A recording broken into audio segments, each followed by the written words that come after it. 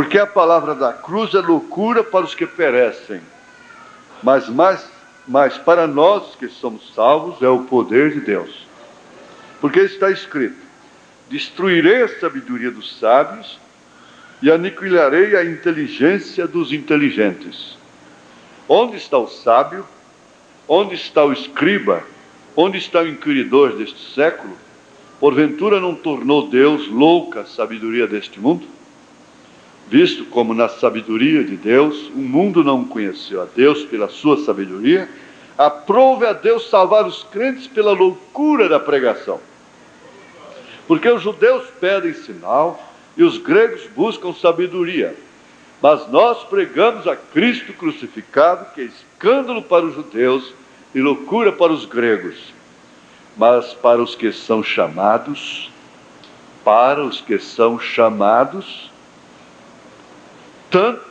tanto judeus como gregos, lhes pregamos a Cristo, poder de Deus e sabedoria de Deus. Porque a loucura de Deus é mais sábia do que os homens, e a fraqueza de Deus é mais forte do que os homens. Porque vede, irmãos, a vossa vocação, quer dizer, a vossa chamada, a vossa predileção, né? Que não são muitos os sábios segundo a carne, nem muitos os poderosos, nem muitos os nobres que são chamados. Veja, mesmo entre os chamados, poucos são escolhidos. Mas não são muitos sábios, nobres, poderosos que são chamados. Muito menos escolhidos. Mas Deus escolheu as coisas loucas deste mundo para confundir as sábias. E Deus escolheu as coisas fracas deste mundo para confundir as fortes. E Deus escolheu as coisas vis deste mundo e as desprezíveis e as que não são para aniquilar as que são, para que nenhuma carne se glorie perante Ele. Mas vós sois dele em Jesus Cristo, o qual para nós foi feito por Deus sabedoria e justiça e santificação e redenção, para que, como está escrito, aquele que se gloria, glorie-se no Senhor. Ainda sem ler, eu quero lembrar junto a essa escritura aquilo que Jesus respondeu, mandou, aquele recado que Jesus mandou para os discípulos de João Batista, quando ele estava preso. João estava preso e enviou alguns dos seus discípulos a Jesus, perguntando se ele era o Cristo. Ora, se ele próprio houvera apontado para Jesus como profeta e dito: eis o Cordeiro de Deus que tira o pecado do mundo, agora manda procurar se ele é realmente o Cristo.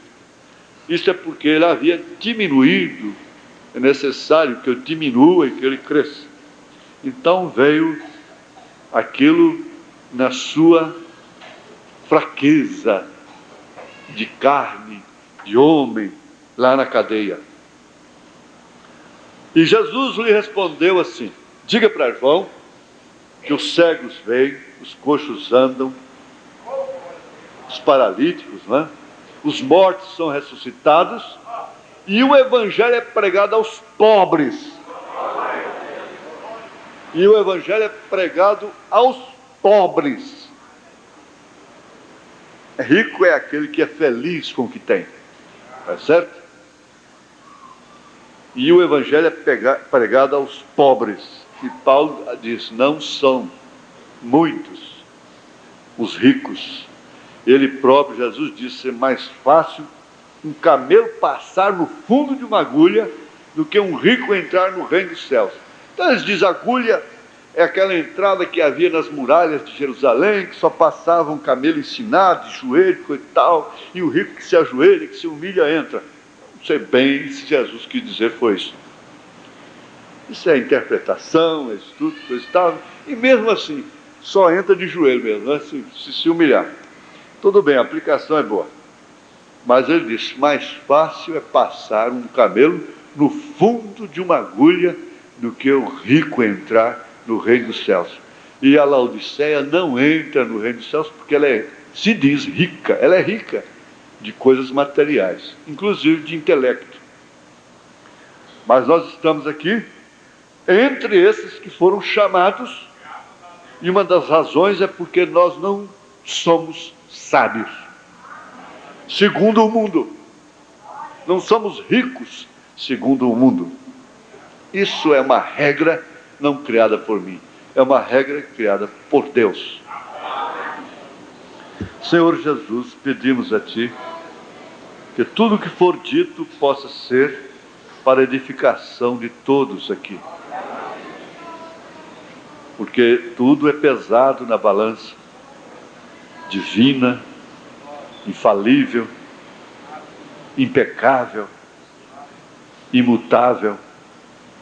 E o Senhor vai responder somente pela Tua palavra. Por isso só nos interessa a Tua palavra, ó Pai. Em nome de Jesus Cristo. Perdoa os nossos pecados. E continua, Senhor, fazendo com que a Tua palavra cure os doentes. Liberte os oprimidos. E traga uma sensação de segurança a cada coração. Em nome de Jesus Cristo. Amém. Assentar-se. Nós estamos num confronto, como diz o profeta. É o confronto da vida com a morte. É o confronto da carne com o espírito. É o confronto da semente da serpente com a semente de Deus. O campo onde foi semeada a semente é a carne. Não resta dúvida. Agora, lembre-se de uma coisa. A carne é serpente. A inclinação da carne é inimizade contra Deus. Você lê Romanos 8. Na carta de São Paulo, Romanos 8. E você lá no Gênesis vê que Deus diz: porém inimizade entre a tua semente e a sua semente. Inimizade. Então a carne tem uma inclinação que é inimizade. Inimizade contra Deus. Então essa é a minha carne, essa é a sua carne. Agora ele disse que a carne que mais, vamos dizer, que mais ofende, a cobra mais venenosa, é a da mulher, é claro. Ele disse: se você vê aquele homem ali de pernas tortas, cabeluda, descendo na rua, aquilo não tem nada a provocar, não é? Mas você entende o que significa aquilo outro, do outro lado. E ele disse: o meu maior inimigo se chama William Marion Branham. Então você encontra em Romanos 7 perfeitamente. Nas propagandas, cremes para o corpo, sabonetes, refrigerantes, cigarros, etc. Vocês veem como elas procedem como serpentes. Elas agem como serpentes dançando carnaval. E para fazer uma propaganda de um creme, elas mexem como serpente. Tem o olhar de serpente, tem a boca de serpente, tem a voz de serpente, para enganar, para atrair. Tem olhos de serpente, tem pernas de serpente, tem seios de serpente, tem moda de serpente. Se veste de uma maneira especial, como o couro da serpente, da coral, da jaracuçu. Para não ser vista, ela se camufla na sua própria cor, para não perceber, a pessoa, a vítima, não perceber o seu bote. Então, a propaganda, é a alma do negócio. A propaganda é feita com a unção da serpente lá no deserto. Ela tem uma unção. Eles provaram isso. Enquanto rodava um filme, o povo assistindo o filme, e eles rodavam em alta rotação uma propaganda da Coca-Cola, nos Estados Unidos. O povo não estava ouvindo a propaganda, estava vendo um filme, não tinha nada a ver com aquele refrigerante. Quando o povo saía lá fora, estava doido, todo mundo louco para tomar Coca-Cola. Então é uma lei que opera no subconsciente. ela opera psiquicamente para então ser aceita, para dominar. Isso é onde opera todos os sintomas que atraem, que conquistam. Por isso você tem que entender, você não tem essa maldade, claro, mas você não deveria querer ninguém para seu marido simplesmente por alcançado, conquistado por modos e maneiras, estratégias femininas aprendidas, por acaso, em livros, literaturas, ou cinema, ou televisão, seja o que for, porque aquilo não consiste realmente numa segurança para aquela pessoa, porque aquilo tem tempo, aquilo satura também, engana, satisfaz por um pouco de tempo, porque aquilo usa uma chave que é o Eros, e o Eros não é o amor, Eros é paixão, e ela tem um fogo, a paixão é um fogo que se apaga com o tempo, com os contratempos, com as dificuldades.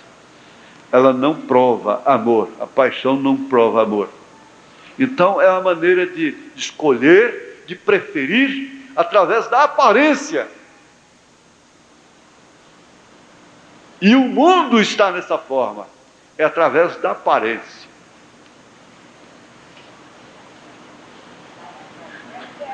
É claro que qualquer pessoa que ama, deseja a quem ama. Existem as atrações de uma maneira normal, natural. São leis que Deus mesmo criou, mas têm que ser regidas. Todas essas leis foram criadas por Deus, da televisão. Olha, isso está operando aqui. Nós temos uma pequena, quer dizer, uma mini,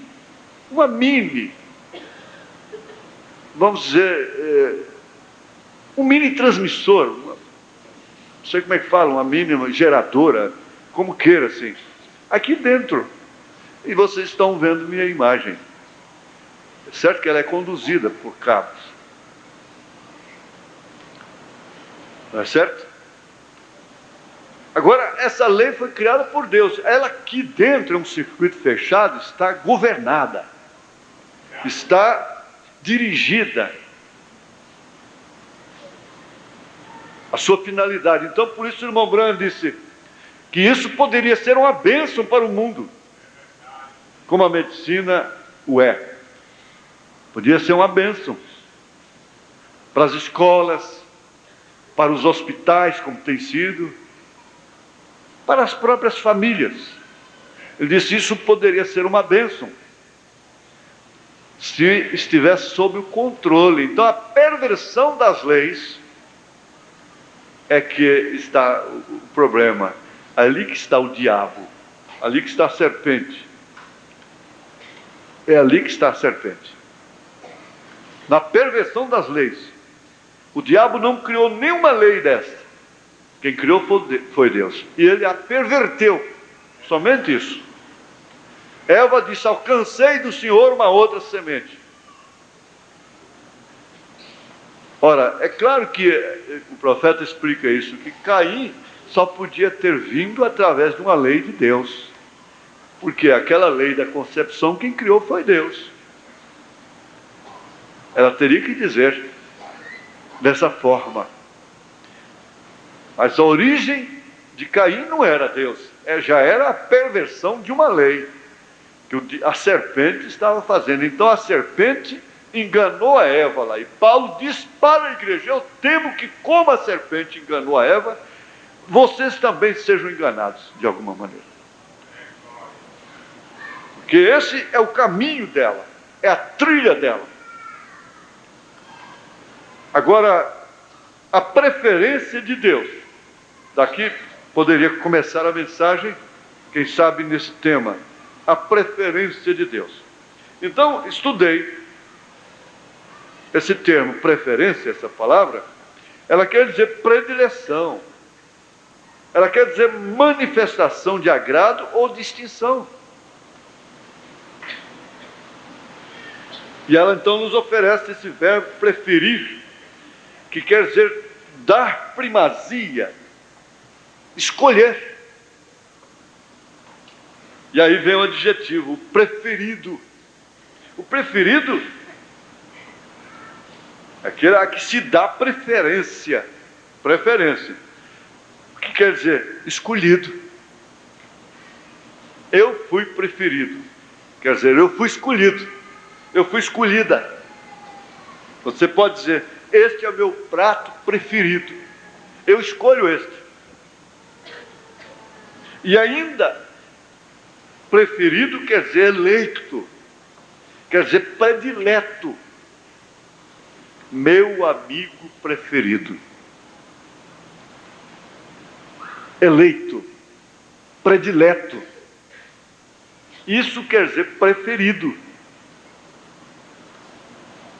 E Paulo diz aqui no primeiro capítulo da carta aos Efésios, ele diz assim, bendito, a partir do verso 13, bendito o Deus e Pai de nosso Senhor Jesus Cristo, o qual nos abençoou com todas as bênçãos espirituais nos lugares celestiais de Cristo, como também nos elegeu nele antes da fundação do mundo, como também nos elegeu nele, antes da fundação do mundo, para que fôssemos santos e irrepreensíveis diante dele em caridade. O irmão Branham disse que isso é por representação, através do ofício do próprio Deus de filho. E nos predestinou para filhos de adoção por Jesus Cristo, para si mesmo, segundo o beneplácito de sua vontade, porque, por consequência, ele é soberano. Ele tem soberania. E a soberania é qualidade de soberano. Só ele pode escolher. Só ele podia fazê-lo com essa autoridade tremenda, com essa presciência, escolher desde antes da fundação do mundo. E ele próprio, ao identificar tal semente, aqui ele a reconhece. Então ele é soberano, é aquele que detém poder ou autoridade suprema, sem restrição nem neutralização. Ninguém pode neutralizar. Ele é dominador, ele é poderoso, ele é supremo, ele é absoluto. Então Paulo disse assim, o qual me escolheu desde o ventre de minha mãe. E quando Deus escolheu Paulo, ainda no ventre de sua mãe, ou vamos dizer antes da fundação do mundo, Deus sabia o que ele ia enfrentar, conhecia os seus espinhos, conhecia todo o seu quadro, conhecia toda a sua fita, por consequência, desde o princípio até o fim.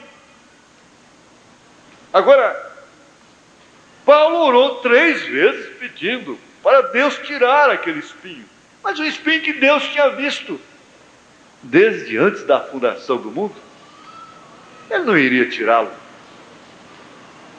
Ele poderia muito bem, quando Ananias botou a mão na cabeça dele, que as escamas caíram dos seus olhos, que aquela luz, naturalmente, foi tão forte, encandeceu tanto, que Paulo ficou cego, foi guiado. E ele o irmão Ananias botou a mão sobre sua cabeça e caíram como que escamas dos seus olhos. Deus podia ter deixado ele com uma vista perfeitíssima. Nós não sabemos se o espinho se refere exclusivamente ao problema da visão, mas sem dúvida alguma fazia parte daquele espinho que ele enfrentava na carne Porque o próprio Paulo disse que era um espinho que foi posto na sua carne por Satanás, para que ele não gloriasse, não viesse a gloriar da excelência, por causa da excelência do seu ministério. Então ele tinha que ter um espinho que o humilhava, que o detinha, para que ele não gloriasse. E eu disse aqui, em outras palavras, Jesus estava dizendo para ele: você para de orar sobre isso, não me fale mais nisso. Quem te quiser vai ser com o seu espinho na carne, com esse espinho que você tem. Se não quiser, que não queira.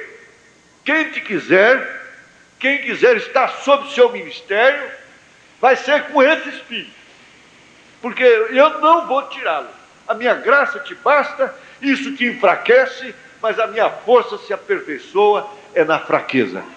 Eu preferi assim, eu escolhi assim, eu determinei assim. Portanto, não me fale mais nisso, Paulo. Não adianta você orar, não adianta você chorar. Melhor você entender que você tem esse espinho e que você não vai ter esse espinho do outro lado só. Mas enquanto você tiver vida, fôlego, você vai ter esse espinho na carne. Agora, quem quiser tomar para si, pode meditar depois. Até o visitante pode meditar depois. Em casa, no dia a dia, na hora que percebe realmente que há um espinho. Nós temos um evangelho hoje que está querendo tirar os espinhos de todo mundo. Eles chegam a dizer: não sofra mais. Ora, dá certo, Jesus disse isso em outras palavras. Não sofra mais como pecador, não sofra mais como fumante, não sofra mais como adúltero, não sofra mais como mentiroso, não sofra mais como idólatra.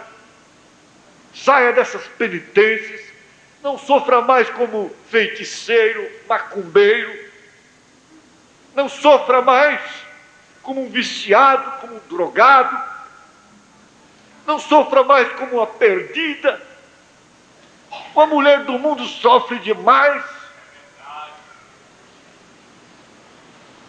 O cristão não tem determinados sofrimentos. O cristão não tem determinados sofrimentos, é claro.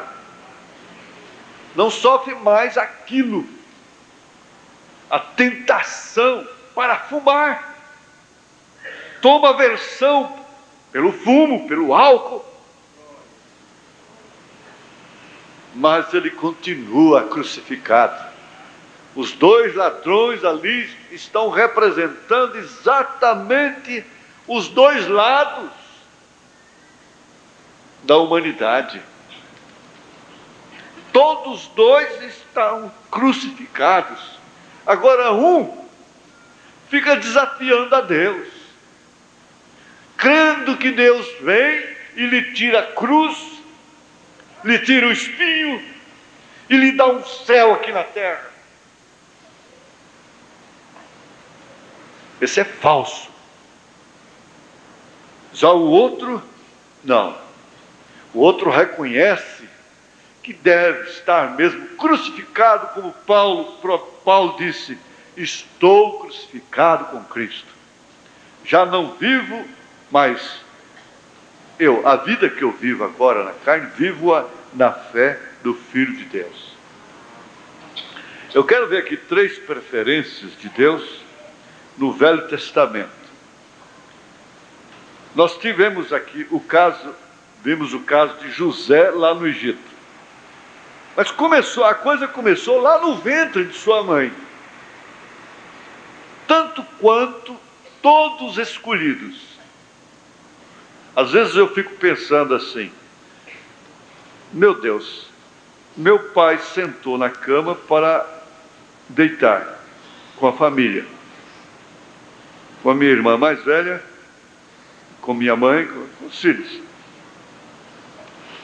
E caiu morto. Não falou nada, simplesmente morreu. Se ele tivesse morrido 61 dias antes, eu não existiria. E eu não existindo, seria tão bom. Se eu não tivesse que ir para um lugar delicioso, maravilhoso, mas também eu não estaria arriscando ir para um lugar muito terrível. Eu não existiria, simplesmente nunca existiu. Eu estaria entre aqueles que foram eliminados e que não foram fertilizados, ou sei lá como. Não existiria apenas isto. Eu não sei se José chegou a pensar nisso, porque a preferência de Deus sobre determinadas pessoas lhes causa muito sofrimento, suscita muita inveja, suscita muita perseguição. As pessoas preferidas por Deus são alvos de Satanás. O que nós ouvimos hoje, aquela irmã respondeu certinho para a outra, a sua irmã carnal. A sua irmã desafiou, dizendo: por que eu não sou crente e minha vida é boa, eu tenho saúde, tudo, sou feliz, e você é crente e vive nesse sofrimento, nessa contradição terrível? Ela simplesmente respondeu-lhe dizendo: ora, Satanás não está incomodado com você, ele tem que estar incomodado comigo, ele tem que ficar preocupado comigo.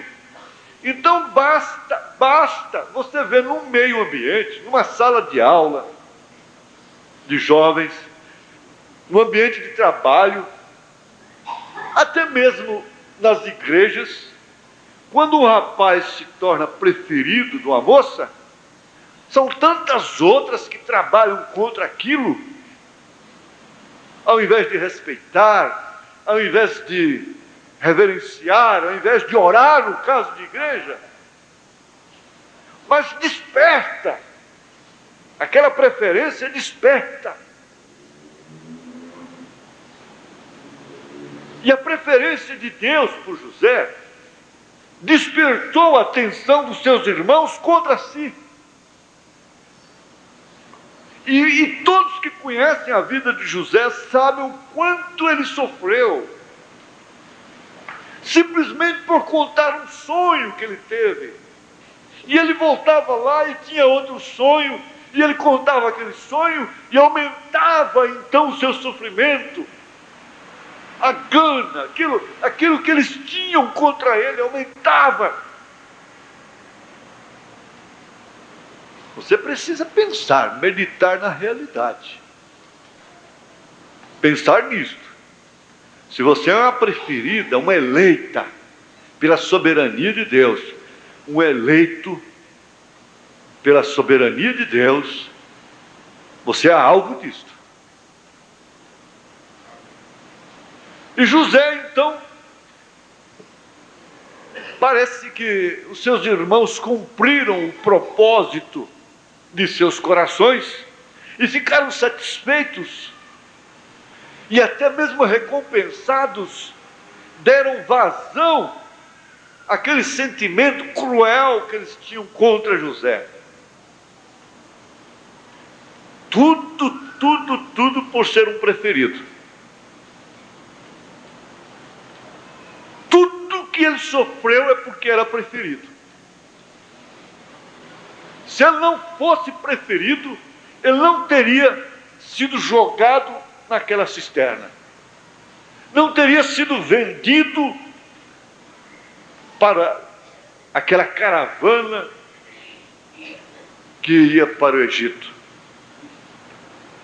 vendido como se fosse um escravo, uma mercadoria. pagando pela preferência que Deus tinha para com ele. E tinha preordenado que ele passasse por tais sofrimentos para assim cumprir o seu propósito. Às vezes eu olho determinadas pessoas, irmãos até, aqui por exemplo, eu tenho um caso por excelência. Nós temos um rapaz que ele tem um dom raro. O dom desse rapaz é raro. Mas para Deus mostrar para ele isso, olha, eu creio que o dom desse rapaz, com toda, sem nenhum ismo, sem nenhum sensacionalismo, todo temor de Deus, faria dele o meu sucessor. Mas deixe-me conversar isso como família.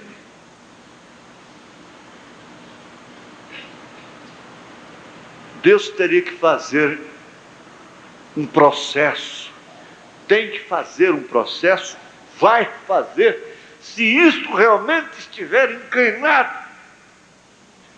estiver dentro de um programa soberano de Deus,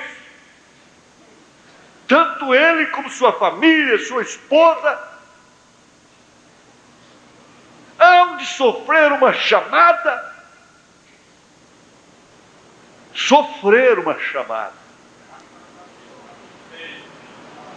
O irmão Brana sofreu uma chamada perdendo a esposa, perdendo a filha, e Deus fechava a cortina para ele. Eu diria assim, nós não teríamos necessidade de chamar um homem de fora bem entendido, que não tenha convívio, que não tenha nascido aqui dentro. É um desafio.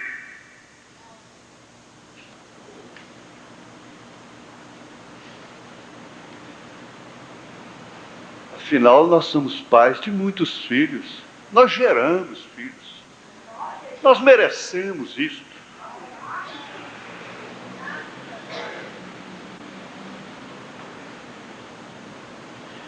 Com todo cuidado, com maturidade,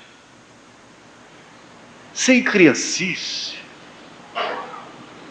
O irmão Brana pagou um preço tão alto, tão caro, que aquilo marcou o resto de sua vida pela sua chamada. Para entender o que a sua sogra fez. Eu estava meditando a diferença de uma sogra para outra. A primeira sogra foi a causa de tudo.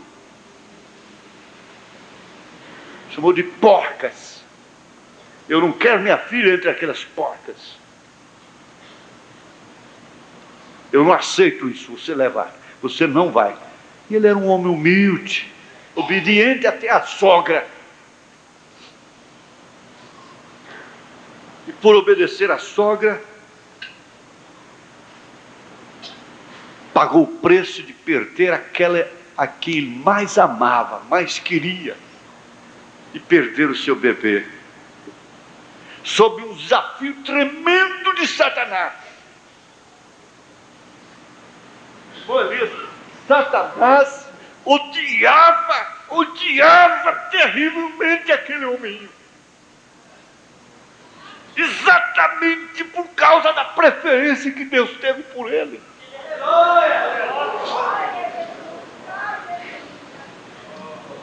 Nós estamos na hora de olharmos as coisas como elas são.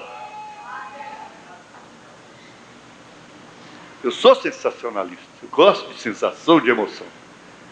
Mas tem uma coisa, eu não estou crendo muito nisso, não.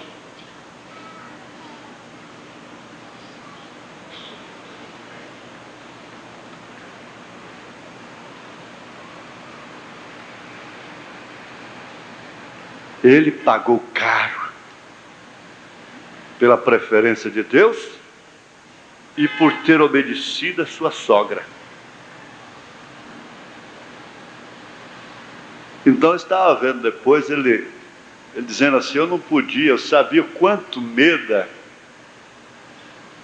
amava a sua mãe, e eu não podia mudar de lá por causa dela, por causa da minha sogra, por causa da segunda sogra. Não lhe aconteceu nenhum juízo. Deus honrou a ele por aquilo. Que diferença tão grande.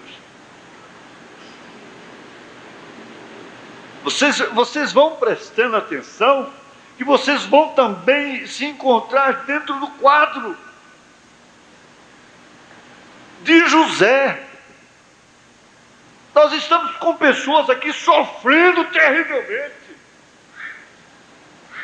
Eu estava vendo hoje, como acontece todos os domingos, antes da preliminar, tem um grupinho que fica cantando ali, alegre, feliz, descontraído. E eu estava vendo assim, nós tínhamos alguns violeiros antes que também faziam isso. Parece que é como certas mulheres, depois que caem certas vezes, elas não têm nunca mais como levantar, recobrar aquela comunhão, aquela alegria. E muitos deles tentam, mas não firmam. Eu já comparei isso até com o lobó, que você pesca e ele pula, depois para, parece que morreu, de repente ele torna a dar uma pulada. A maioria dos velhos é assim também, de vez em quando eles sofrem uma reação. Sofre uma reação. E parece que está vivo mesmo, pula, mas depois quieta de novo. Depois, cada vez que pula menos. Nós puladinhas, depois até quieta de uma vez. Estava vendo. Por quê? Porque eles não souberam dar valor na preferência de Deus, não sabem sofrer uma chamada. Tem mulher que não sabe sofrer o seu casamento. Se você casou-se bem, pode saber, você vai sofrer seu casamento. Eu não estou falando do mau casamento, não. Eu estou falando é do bom casamento. Não há nada aqui que não tenha preço. Se a coisa que não presta tem preço, e a que presta? Se até o cascalho tem preço, quanto mais o diamante, quanto mais o ouro. Mas o que vale é o preço na mão do tolo. O preço da preferência, o preço da igreja mãe.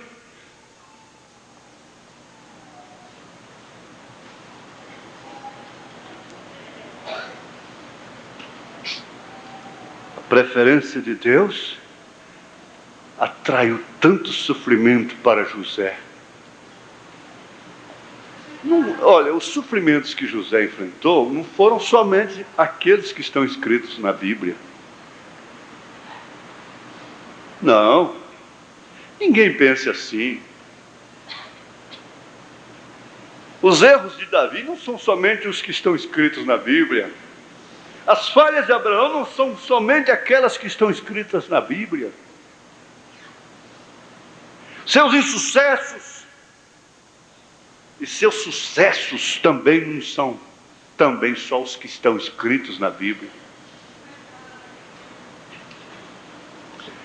Você viu o quanto Saul odiou e teve inveja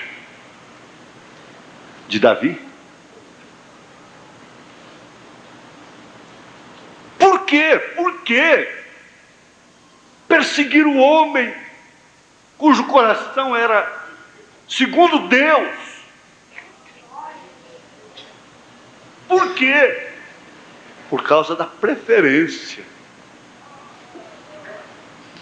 Vocês estão percebendo?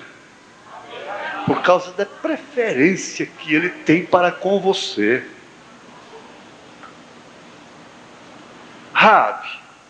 Raabe foi aquela moça tão linda e que o profeta diz assim, coisa é uma inferência bíblica, mas quem tem autoridade para fazer uma inferência é um profeta de Deus.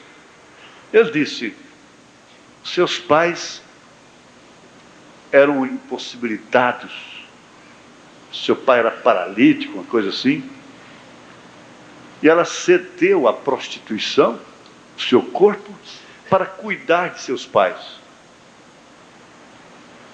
Por circunstâncias.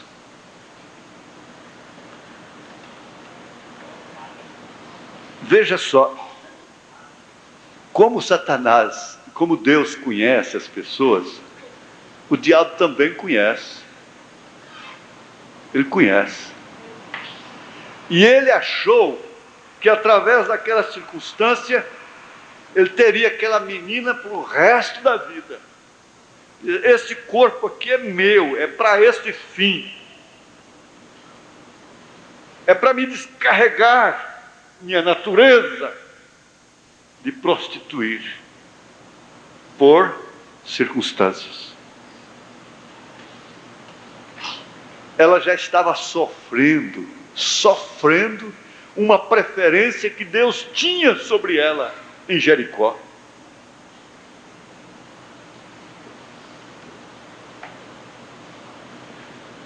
Entre todas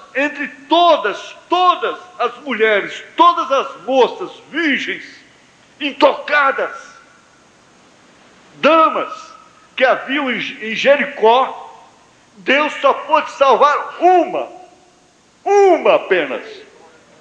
Uma apenas. E essa era uma meretriz, chamada na Bíblia de meretriz. A meretriz Raabe.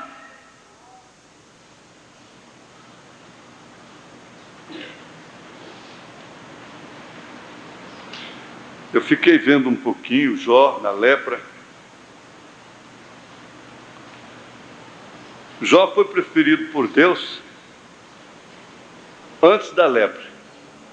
Foi tanto assim que Satanás chegou na reunião, no culto dos santos, e ele disse, veja como ele carregava já aquela intenção contra aquele homem. Ele tinha o Jó na mira. Se eu te acerto, eu te pego na hora certa. Eu tenho paciência para esperar. Uma hora eu te pego. Eu vou pegar seu próprio Deus. Eu vou conseguir com o seu próprio Deus uma condição para trabalhar com você. E eu quero ver se você não vai negar. Então ele já começou a ter Jó na mira por causa do relacionamento, do companheirismo, da comunhão, do respeito, da reverência, da amizade, do companheirismo que ele tinha com Deus.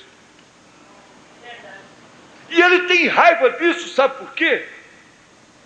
Porque ele gostaria de ter o mesmo companheirismo.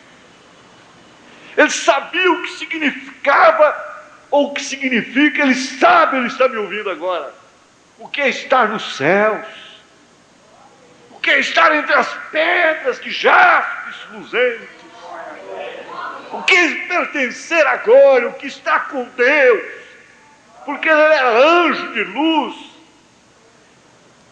ele pertencia à corte celestial. Ele era uma classe distinta de anjos. Ele era Lúcifer, anjo de luz. E uma vez perdendo aqueles privilégios tão grandes, ele quer interferir, dizer, eu não posso, mas você também não. Nem eu, nem você. Eu lembro quando a gente era criança, que ganhava uma coisa para comer, mesmo os primos, amigos ali na rodinha, e você não queria repartir, então se cuspia na coisa, no pedaço de pão, você cuspia, para ninguém querer. Ou então diz assim, eu jogo fora, mas não te dou. Nem eu, nem você. Nem eu nem você. Tem gente que tem essa natureza, essa pirraça. É uma pirraça, um demônio de pirraça. Entre irmãs, entre irmãos, entre marido e mulher. Nem eu nem você. Então quebra isso e joga no chão. Isso é próprio de Lúcifer. Vocês sabem de uma coisa, que muita gente nos atacam exatamente por causa disso, porque eles não podem estar nesse companheirismo. Eles nos atacam. Na verdade, eles gostariam de estar aqui ao meu lado. Gostariam de ser meu pastor auxiliar. Eles gostariam de estar no convívio da igreja, no companheirismo de pastores.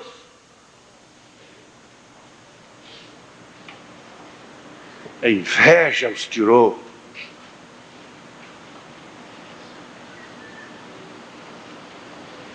Então, o diabo sabia, ele sabe, que você ganhou e está a caminho daquilo que ele perdeu. Lúcifer, você está me ouvindo? Eu sei disso. E você me odeia porque você sabe que eu estou indo para lá. Lá para aquele lugar que você perdeu, do qual você foi lançado fora.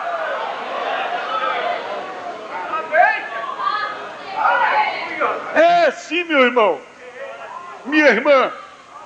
O diabo te odeia porque ele sabe que você está indo para lá, para aquele lugar do qual ele foi expulso como um cachorro,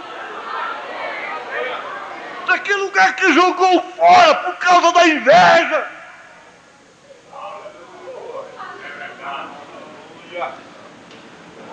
Ele passeava entre as pedras.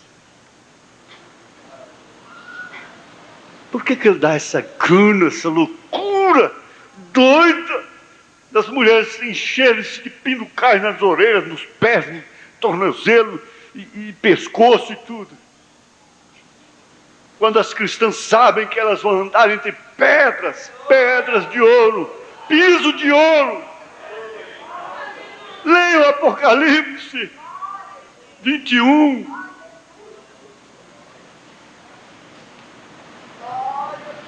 Ele sabe, irmão, que você está indo para o lugar que ele perdeu.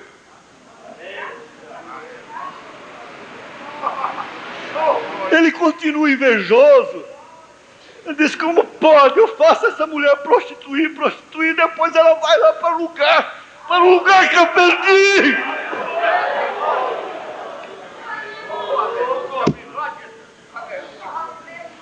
Eu comecei de cima para baixo, ela começa de baixo para cima.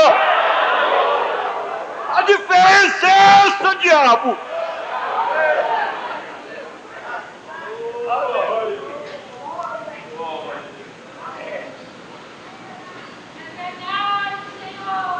Agora tem uma coisa, a maior decepção do diabo, do Lúcifer, é que ele não conseguiu anular a preferência de Deus por Jó, mesmo quando Jó estava fedendo. Aí que ele ficou danado da vida. Falou: bom, esse homem era amado por Deus quando estava tudo bem com ele. Agora eu arruinei ele de todos os jeitos que eu posso. O Deus ainda ama esse homem. Deus ainda está com essa mulher. Deus ainda está com essa igreja. Não é possível. Eu botei na lepra fedida que sua esposa o abandonou. Consegui tirar filhos, consegui tirar amigos, consegui tirar todos os seus bens. Seu nome reflete como um pecador vulgar, secreto. Mas Deus ainda ama este homem. Deus ainda mantém companheirismo com ele. Nesse mau cheiro terrível que ele exala. Oh Deus, hein? Que preferência! Preferência por um leproso. Deus disse, ficou decepcionado. Agora eu vou amar o Elifas. É o amigão dele aí que não ficou leproso. Esses outros 3 aí. Não, não foi assim. E não é assim. E não será assim. Não será assim.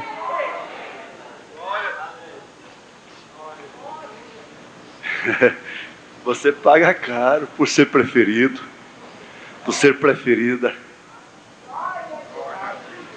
Já outro dia eu vi a moça chorando. Disse: irmã, você pensa que você está enfrentando a última prova da sua vida? Se essa fosse a última, seria maravilhoso demais. Mas não é não. Você tem tanta coisa pela frente. Você é jovem. O mais importante é você ter certeza que você é preferida de Deus. Mas tem uma coisa, filhinha.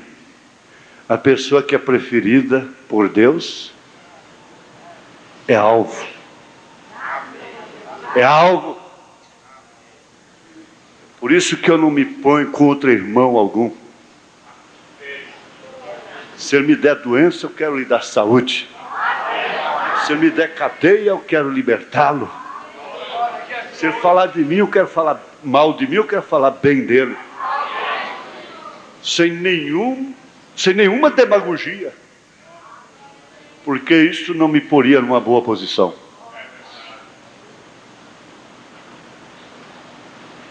Sou o que sou.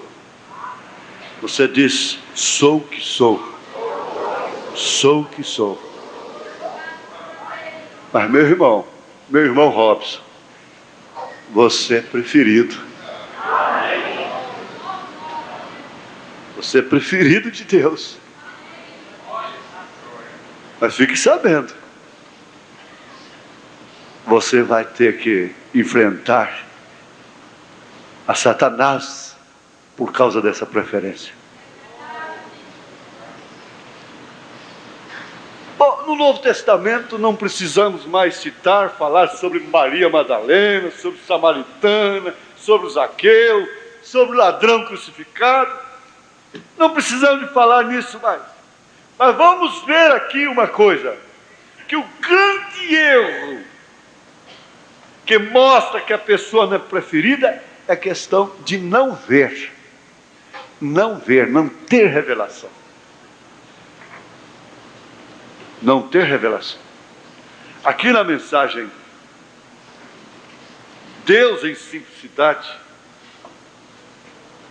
parágrafo 169 em diante, o profeta diz: recordem, a única maneira de estar em erro é primeiramente rejeitar o correto. É rejeitar a preferência de Deus.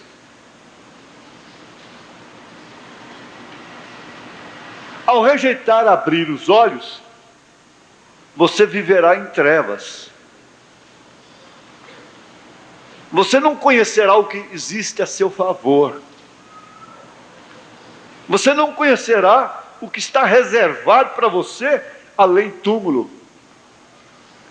O que está reservado para você além do que é visível aqui nessa carne, nessa dimensão. Se você simplesmente rejeita olhar, reconhecer o seu valor para com Deus, preste atenção aqui.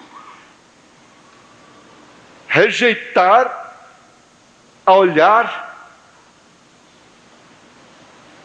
reconhecer o valor que você tem para com Deus. Como você pode olhar?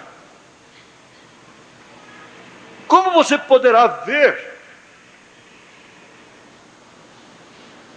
o que está do outro lado, reservado para você, mesmo você sofrendo por ser um preferido de Deus? uma preferida. São as coisas pequenas que a gente deixa de fazer, as que importam, e não as coisas grandes que tratamos de fazer e de ser. A essas alturas, eu diria assim, para uma filha minha: é preferível você ser esposa de um servente pedreiro que vai morrer por você, que faz questão de estar com você, que gosta de te ver perto, de perto, do que casar-se com a mão lisa, que daqui a pouco não tem mais tempo. Em Mateus capítulo 11, verso 14, ele diz: se quereis receber, este é aquele que foi enviado antes de mim. Foi tão singelo, foi tão simples, o quanto a vida deve ser.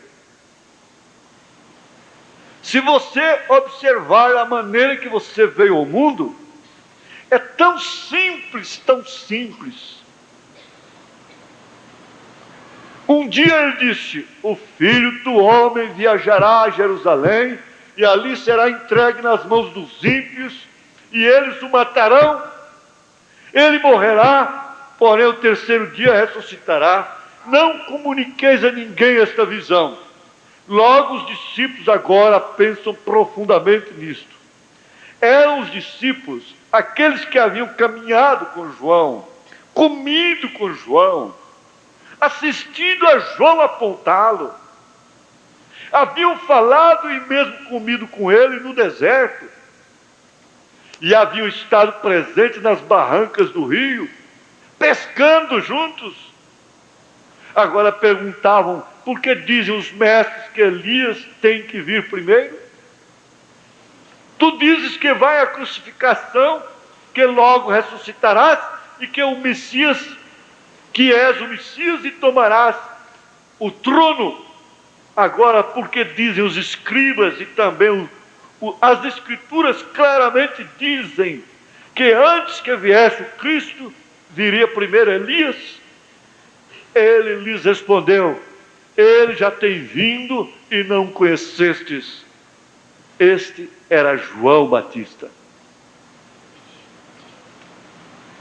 Agora, ele tinha vindo de onde Lúcifer tinha saído.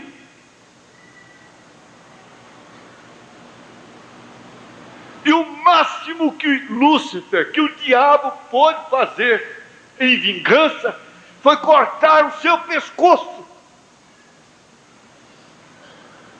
Inspirar aquela mulher malvada, renegada, que estava vivendo ilicitamente com Herodes, a pedir a sua cabeça, cabeça de João Batista.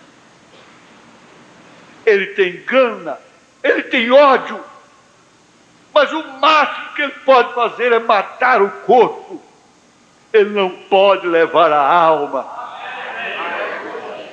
Por isso deve-se temer a quem pode matar o corpo e lançar a alma no inferno.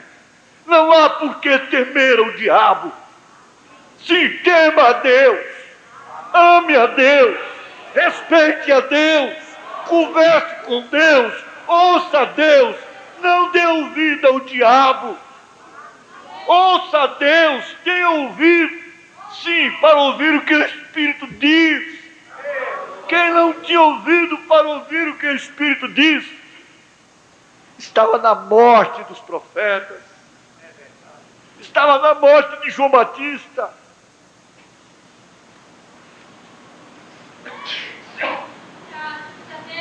Agora, quem eram os que perguntavam isso? Os discípulos.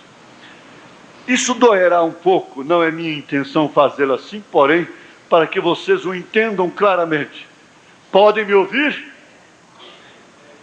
Notem, agora aqui estavam esses homens que andaram com Cristo, dizendo: por que dizem as Escrituras que Elias virá primeiro? Eles foram os próprios convertidos de João e nem sequer o conheceram. Por que dizem as Escrituras e os mestres? Lhe perguntavam: vê você? Os próprios discípulos que andaram com ele perguntavam agora: por que dizem as Escrituras que Elias tem que vir antes destas coisas e restaurar todas as coisas? Agora ele fez isso como que para 6 indivíduos e chegou até ali. Eles foram todos os que deviam recebê-lo, todos os que estavam ordenados para recebê-lo, porque eles estavam recomendados por Deus. Eles eram a minoria de Deus. Havia um lugar para cada um deles lá em cima, e cada lugar que está lá em cima não pode ficar vazio. O seu lugar não pode ser de outro. Você terá que ir, e essa preferência, essa reserva que você tem lá, causa inveja, a maior ódio. Satanás não pode pensar, ele não pode admitir que vai haver uma festa no céu, e que ele deveria estar cortejando a Jesus, servindo, estar ao lado dele, como anjo de luz, que ele deveria estar encabeçando com Cristo aquela mesa de milhares e milhares de quilômetros, estar sentado ali também, estar entre os anjos, quem sabe, cuidando da ordem dos anjos, saber que lá tem uma cadeira para Maria Madalena, que tem uma cadeira para você e não tem uma para ele. Não há entrada para ele ali. Ele não tem como entrar lá. Ele tem como entrar na igreja aqui. Ele tem como entrar na igreja. Ele tem como entrar no ministério. Ele tem como derrubar um Sansão. Ele tem como derrubar uma igreja, manchar. Ele tem como entrar no culto, mas ele não tem como entrar na ceia, nas bodas do Cordeiro. Ele não tem como entrar lá.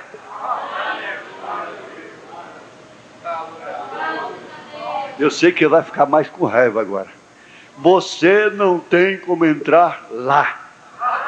Você não tem como entrar no coração de minha mãe, de minha irmã, de meu irmão. Você não tem como entrar no meu coração. Você não tem como entrar. Você não tem como entrar. Porque, olha, nesse peito tão fraco, palpita um coração no qual habita o Espírito Santo. E você não tem como entrar nesse coração, porque Jesus entrou nele. A casa não está simplesmente varrida e adornada como fizeram as denominações. Por isso o seu último estado ficou pior. O próprio Billy Graham reconhece isso, que a sua mensagem esvazia, mas não preenche. A mensagem que preenche é esta, é do profeta, é de Elias. Essa é a mensagem que preenche. Varrer a casa qualquer um pode fazer, lavar o piso qualquer um pode fazer, pintar as paredes qualquer um pode fazer, mas habitar não. Habitar é só o proprietário, é só o dono. E ele é dono dessa casa. Jesus comprou com sangue. Aleluia. Amém.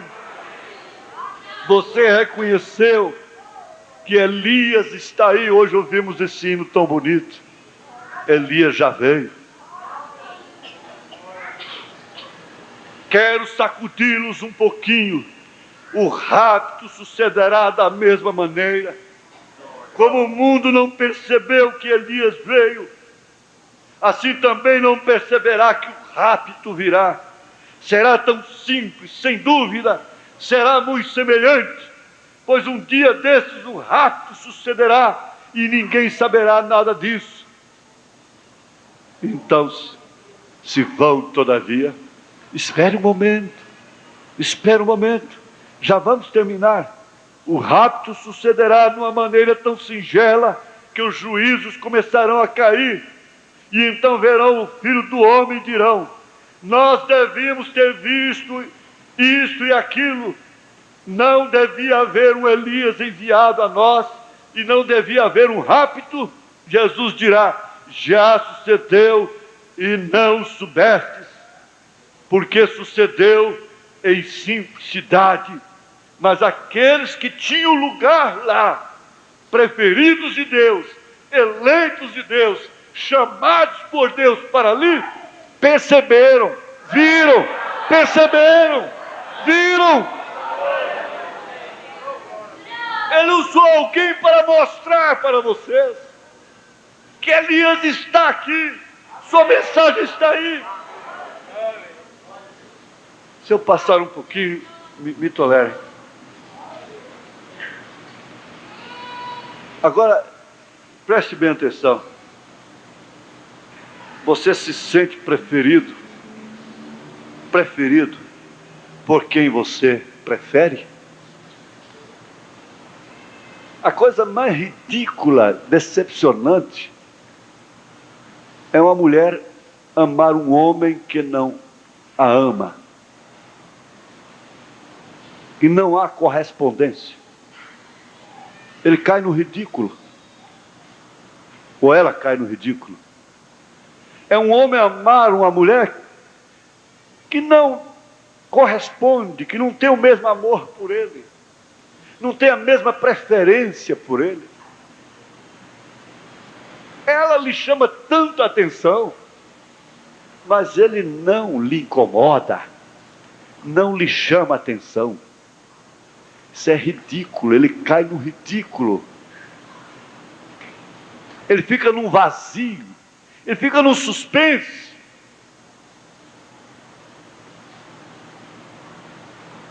Ora, o profeta chegou a dizer, ilustrar, para ensinar isso, ele ilustrou, ele formalizou um sonho, e que se ela sonhasse, ele sonhasse, e que ela gostava era de outro.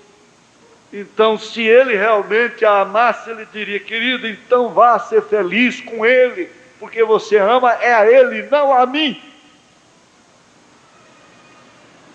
Agora, o sinal que Deus te prefere, você não corre esse risco de preferir a um Deus que não te prefere, de amar um Deus que não te ama. O irmão Branham disse: ainda que ele me mande para o inferno, de lá mesmo eu o amarei. Mas não tem como Deus mandar uma pessoa que o ama para o inferno. Não tem como, isso é contra a sua própria lei, isso é contra o seu próprio ser, isso violaria a sua própria natureza, porque esse é o primeiro mandamento: amar a Deus sobre todas as coisas. Se você ama a Deus, você pode amar um homem que não te ama, você pode amar uma mulher que não te ama, mas você não pode amar a Deus e sofrer o ridículo de constatar, de concluir que Ele não te ama. É certo, se você pode ver as coisas como aquela irmã que foi citada aqui hoje vê, se você pode ver as coisas como o irmão Branham viu, porque quando a sua filhinha estava morta, sua mulher morta no necrotério, seu pai ali ainda com flores no cemitério, seu irmão, o diabo então disse: agora é minha vez, é minha vez de eu dar lugar, vazão à minha inveja que eu tenho para com esse baixinho. Agora eu vou tirá-lo de Deus, esse não vai lá para o lugar que eu perdi. Diz: olha, escuta, com aquela voz astuta de serpente, aquela voz sedutora: escuta, esse Deus não te ama. Isso era a própria voz de William Branham falando. A própria razão dele. Esse Deus não te ama, você o ama tanto. Você dá sua vida por Ele. Veja só, Ele cura os outros, os estranhos. Ele liberta os estranhos. Ele ouve sua oração por estranhos. Mas não ouve a sua oração pela sua família, pela sua filhinha, pela sua esposa. Essa hora ele mostra o quanto ele é astuto, o quanto ele é polido, o quanto ele é político. O político faz isso, ele fica tão compadecido das crianças de rua, ele fica tão compadecido dos pobres, contra o governo atual. Depois ele não faz nada. É verdade. Eu ouvi o então candidato à prefeitura de Goiânia dizendo, alarmado, nós temos 50 mil crianças abandonadas em Goiânia e isso não pode continuar assim. Depois que ele subiu lá, a gente não pode parar o carro num ponto que é menino pedindo dinheiro, pedindo pão, pedindo comida, pedindo refrigerante, pedindo isso. O diabo é assim,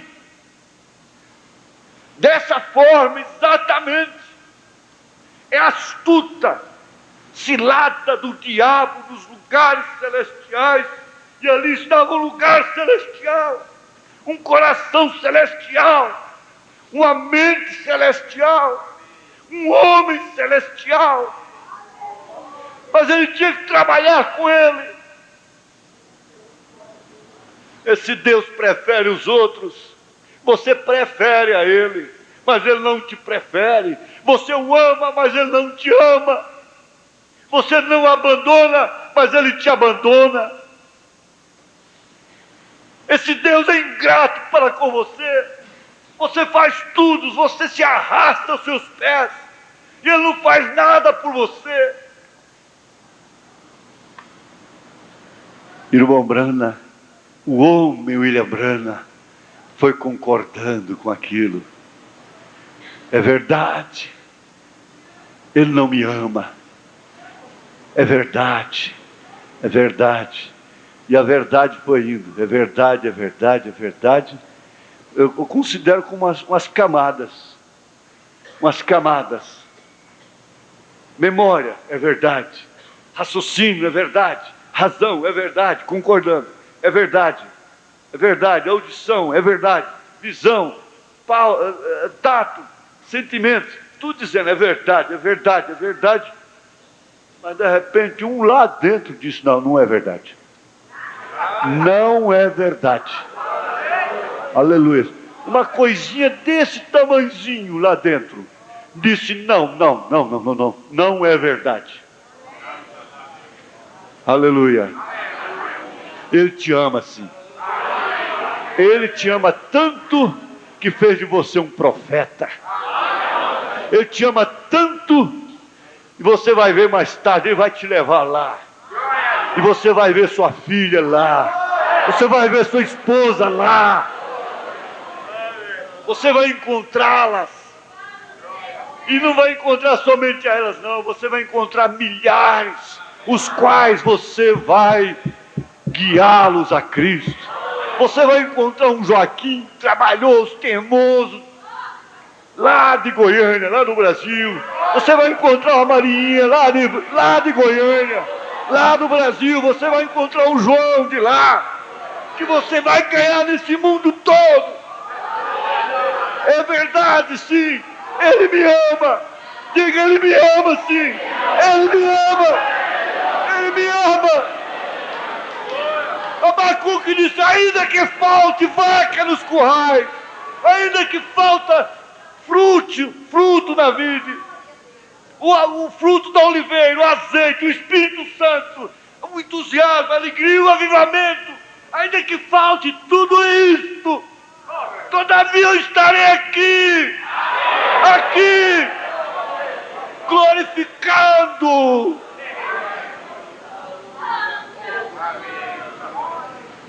Ele me ama sim, Satanás. Quantas vezes você já tentou me persuadir, dizendo que você é um aborrecido por Deus? É mentira sua, diabo. E você pode dizer a mesma coisa. É mentira do diabo, ele é mentiroso. Ele te ama sim. Então o que faz? O que aconteceu? Ele disse, filhinha, primeiro ele despachou o diabo. Você tem que despachar. É o despacho que tem que fazer esse, é despachar o diabo da sua mente.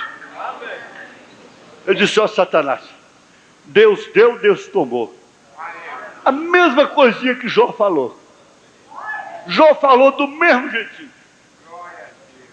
Deus deu, Deus tomou. Quem deu foi ele. Então ele pode. E tem uma coisa, quem tomou foi ele, não foi você. Sabe uma coisa, Satanás? Minha filha está lá no lugar que você perdeu. Aleluia. Daí uns dias, irmãos, Deus deu uma êxtase para ele. E ele ia passeando ali naquele lugar. De repente viu uma loira bonita, gritando, papai, papai, papai, papai. Ele tinha 20 e poucos anos só. Ele disse, como pode? Você é da minha idade me chamando de papai. Ele disse, é só cheiro, papai. Aqui não tem criança. Aqui não tem energia, não, papai. Aqui tudo vamos lá ver a mamãe? Vamos. Lá tem sua cadeira. A sua cadeira está lá. A sua cadeira está lá, papai. Lá estava a sua cadeira de descanso. Eu não programei isso, não. Lá estava a sua cadeira de descanso. Lá estavam os seus instrumentos. Lá estava o seu barco. Lá estava o seu rio. Lá estava até o seu cavalo. Lá estava até o seu cachorro. Ele não perdeu nem o cachorro que o soldado matou.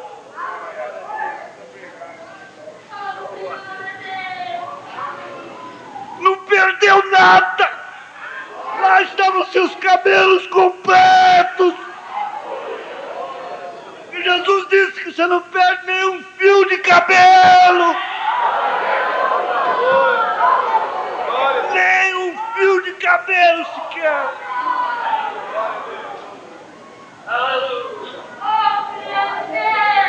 Lá estava, aqui na terra, aquela velhinha de 90 anos, que você teve todo cuidado. Disse, vem, vovó, cuidado, diácono, segura aí. Eu vou te batizar em nome do Senhor Jesus Cristo. A velhinha saiu tremendo, foi batizada em nome do Senhor Jesus Cristo. Saiu tremendo com os passinhos miudinhos. Lá estava aquela jovem linda. Lá estava o irmão Nevo.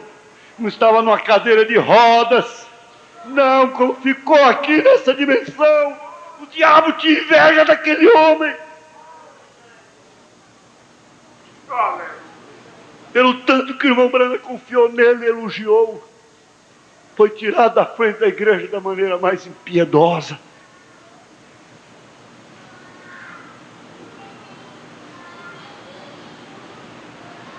Mas com Deus,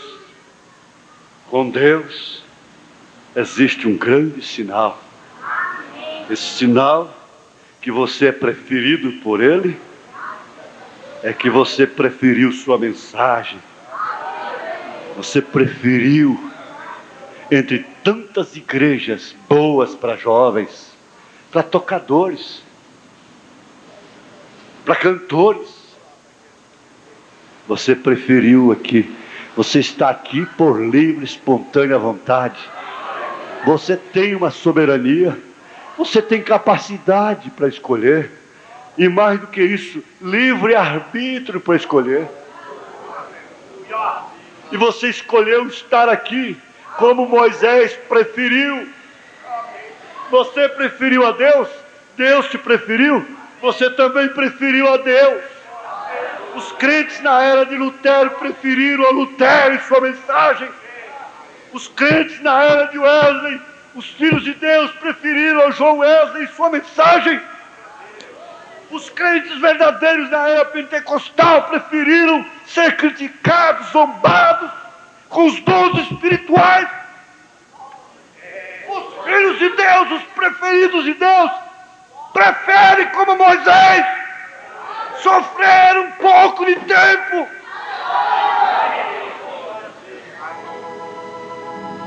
Aleluia. Glória a Deus, aleluia.